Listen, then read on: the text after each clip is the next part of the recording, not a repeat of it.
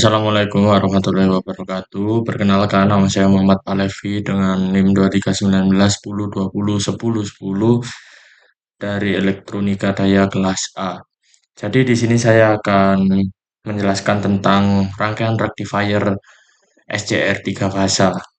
Sebelumnya saya di sini akan menjelaskan melalui yang pertama yaitu PowerPoint, yang kedua yaitu saya akan melakukan disimulasinya, dan yang ketiga saya akan melakukan pembuktian melalui Word.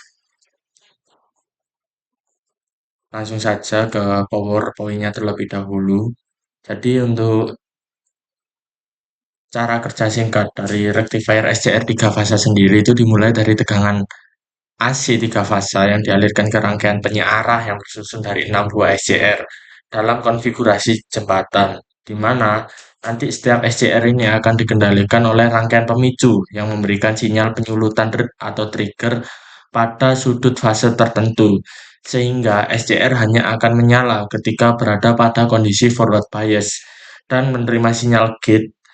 Proses penyalaan 6 SCR ini terjadi secara bergantian dengan selisih fasa 120 derajat, sehingga arus mengalir ke beban secara berurutan dan menghasilkan tegangan DC terkontrol.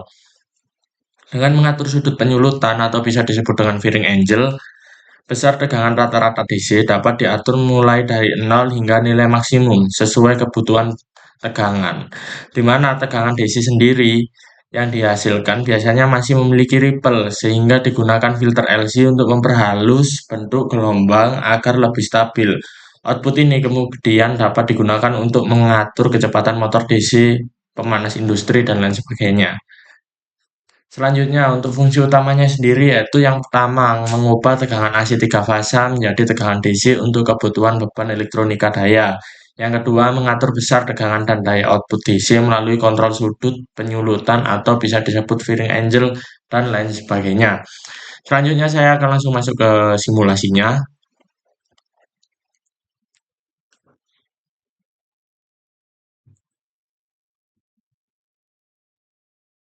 di mana pada simulasi ini saya menggunakan software PSIM, dan ada beberapa part untuk menjelaskannya. Yang pertama, saya akan menjelaskan dasar sistem tiga fasa. Sebelum membahas rangkaiannya, kita pahami dulu apa itu sistem tiga fasa, di mana sistem AC tiga fasa terdapat tiga gelombang sinus. Yang pertama yaitu fasa 1 di sini, itu saya kasih nama V1, fasa 2 V2, dan fasa 3 itu V3. Ketika gelombang ini bergeser 120 derajat satu sama lain, karena ada pergeseran ini, maka pada setiap saat satu fasa berada pada tegangan paling positif dan satu fasa lain berada pada tegangan paling negatif. Pasangan ini selalu berubah setiap 60 derajat. Perubahan ini penting karena jadi dasar bagaimana SCR dinyalakan secara bergantian. Di mana prinsip kerja SCR sendiri yaitu Silicon Controller Rectifier. SCR ini bisa dianggap sebagai saklar elektronik, di mana SCR akan on jika anoda lebih positif dari katoda dan diberi sinyal pemicu, dan tetap akan on selama arusnya tidak turun di bawah nilai holding current. Selain itu, SCR akan off secara otomatis saat arus turun atau saat polaritas anoda katodanya terbalik. Dalam rangkaian tiga fase seperti ini, menggunakan 6 SCR yang dibagi menjadi dua kelompok. Yang pertama yaitu jalur atas terdapat SCR ini SCR 1, SCR 3, dan SCR 5.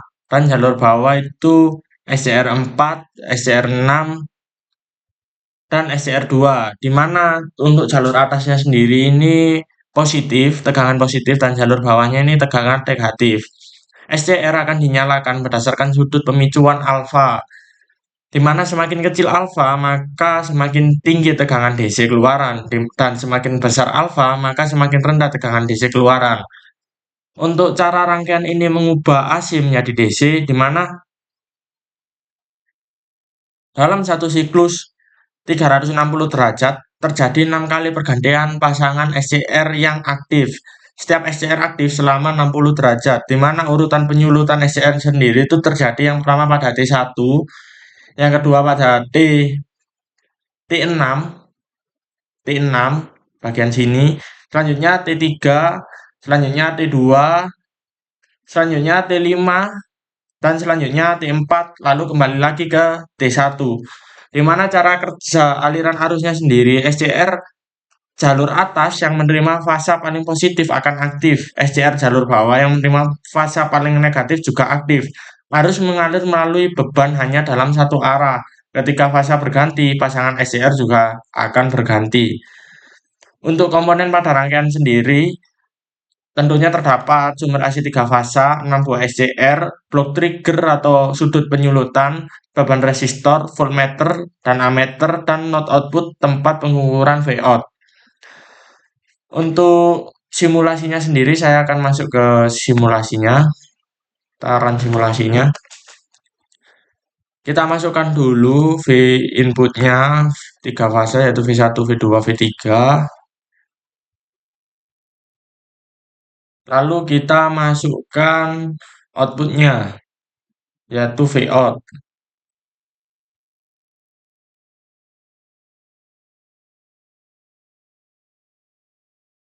Nah,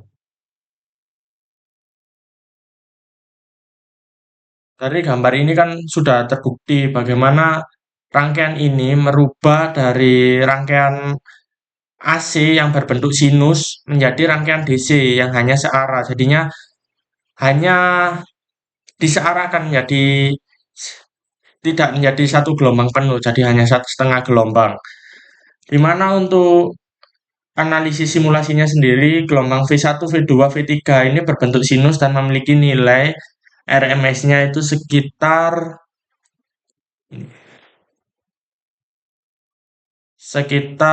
219,389 volt. Sedangkan untuk Vout-nya sendiri, tegangan Vout itu berbentuk DC ripple rendah dengan nilai VRMS-nya 378,85591 volt. Untuk hubungan Vin dan Vout sendiri, kita akan langsung masuk ke perhitungannya.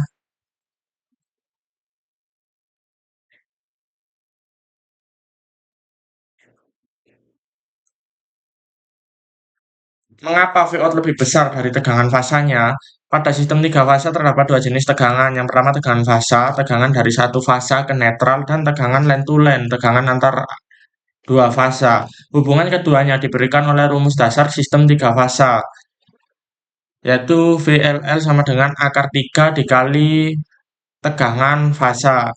Selanjutnya kita masukkan nilai tegangannya, yaitu tegangan fasa sama dengan 219 volt RMS. Selanjutnya dimasukkan hitungan tegangan antar fasa, di mana akar 3 dikali 219 maka menghasilkan 379 volt. Hal ini telah membuktikan di mana perhitungan dengan simulasinya itu berjalan searah. Karena saya akan mengembalikan ke simulasinya. Nah, terbukti di mana tegangannya itu inputnya 219 per fasanya dan Vout-nya 378. Untuk kesimpulannya sendiri, yang pertama, sistem 3 fasa memiliki pergeseran 120 derajat, sehingga selalu ada fasa paling positif dan fasa paling negatif. Selanjutnya, SCR bekerja sebagai saklar terkendali yang menentukan kapan arus mengalir. Selanjutnya, kombinasi 6 SCR menghasilkan penyearah tipe 6 pulse yang sangat efisien. Yang keempat, output berupa DC ripple rendah karena ada 6 puncak tiap siklus. Dan yang kelima, tegangan keluaran Vout lebih besar dari tegangan fasanya karena berasal dari tegangan antar fasa. Dari hasil simulasi ini, tegangan fasanya itu 219 volt dan outputnya yaitu 379 volt DC. Hal ini sudah sesuai teori. Mungkin sekian presentasi dari saya. Bila ada salah kata dan kekurangan, mohon maaf. Wassalamualaikum warahmatullahi wabarakatuh.